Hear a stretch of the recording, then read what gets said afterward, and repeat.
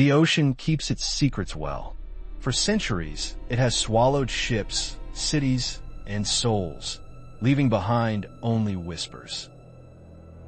But in the vast, cold expanse of the Atlantic, it left behind something far more chilling. A perfectly intact ship with a story to tell, but no one left to tell it. This is not just a ghost story. This is the true, unsolved mystery of the Mary Celeste. A mystery that began on an ordinary day, with an ordinary crew, on a voyage that would become anything but. November 7th, 1872. The sturdy brigantine Mary Celeste departs New York Harbor, her holds filled with industrial alcohol. At her helm is Captain Benjamin Briggs, a family man, a devout Christian, and by all accounts, a competent and cautious sailor. By his side are his wife, Sarah, and their 2-year-old daughter, Sophia. It should have been a routine delivery to Genoa.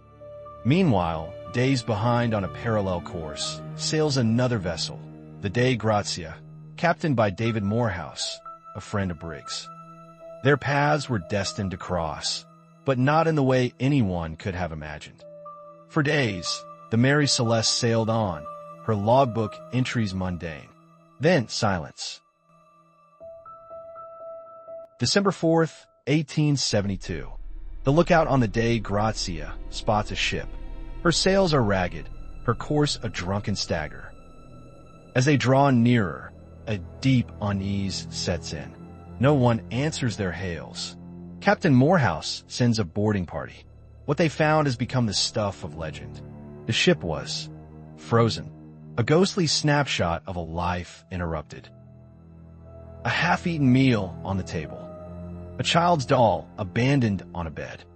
The captain's logbook, its last entry eerily calm. But the clues were contradictory and terrifying. A single, deep gash on the railing, as if from an axe. A sword, clean and sheathed, lying beneath the captain's bed. The lifeboat was gone, but why would experienced sailors abandon a perfectly seaworthy ship?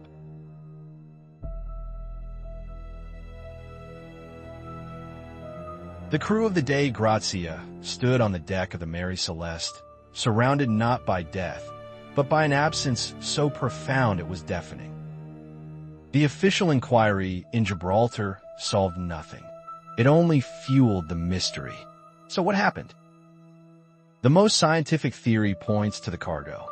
Alcohol fumes could have leaked, creating an invisible, explosive cloud. Captain Briggs, fearing a cataclysmic blast, might have ordered everyone into the lifeboat as a precaution. A snapped tow line in rough weather would have sealed their fate, condemning them to the open ocean. Other theories are more sinister. Mutiny? Pirates? Then came the fantastical. Sea monsters, alien abductions, and curses. But there was no sign of a struggle, and valuables were left untouched. Arthur Conan Doyle himself fictionalized the tale, weaving a narrative of murder that the public eagerly devoured.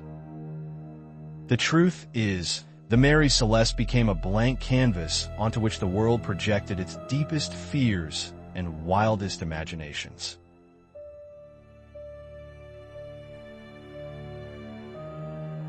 To this day, the Mary Celeste holds her secret tight.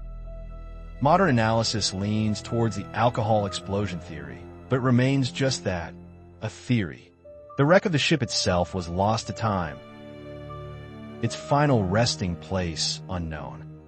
The story endures not because we found the answer, but because we didn't. It is a permanent reminder of the ocean's boundless power and the fragility of those who dare to cross it. The 10 souls who vanished that day are long gone. But the question they left behind echoes across the centuries.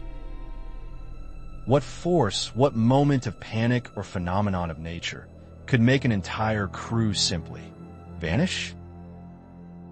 And so, the Mary Celeste sails on, forever adrift in the sea of unsolved history. we are left with the same puzzle that confounded the world in 1872. I've given you the facts, the scenes, the theories. Now, I want to hear from you. What is your verdict? Log your theory in the comments below. If you're haunted by mysteries like this, make sure to subscribe and ring the bell for our next journey into the unknown. Until then, keep wondering.